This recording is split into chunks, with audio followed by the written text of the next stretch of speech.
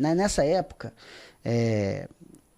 fazendo o trabalho que a gente fazia, eu sempre fiz um trabalho de muita cobrança, né?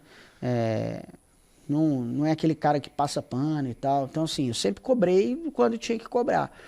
E naquela época, era centenário do Cruzeiro, mas o torcedor queria notícia boa, mas não tinha. Não tinha notícia boa, né? Infelizmente, cada dia era uma notícia ruim.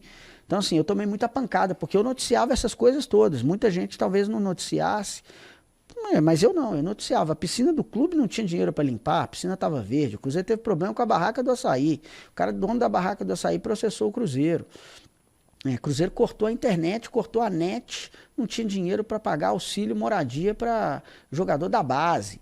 Então, assim, tudo isso a gente noticiou. O torcedor ficava bravo e me xingava, porque a culpa sempre é do jornalista, né? Não era do clube nem do dirigente. É o poste mijando o cachorro. É justamente isso.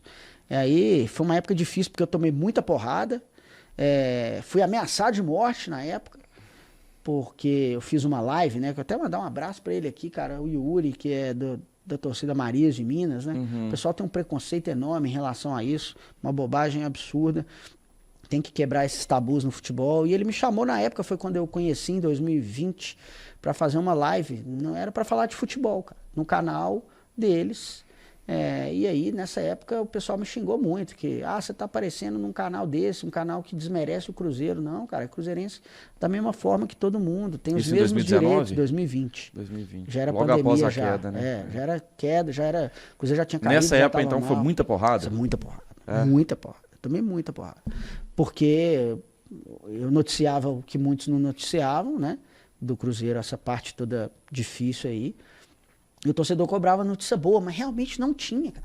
Era todo dia, o Cruzeiro estava num espiral negativo absurdo, era todo dia. Era mais página policial do que qualquer outra coisa. Era tudo, era polícia, era dívida, era processo na justiça, era dívida trabalhista, era tudo. E aí eu fiz uma live para falar desse momento do Cruzeiro difícil com torcedores LGBTQIA+. E nessa época, parte da torcida não aceitava isso, né? Nessa época não, tem gente que não aceita até hoje, né?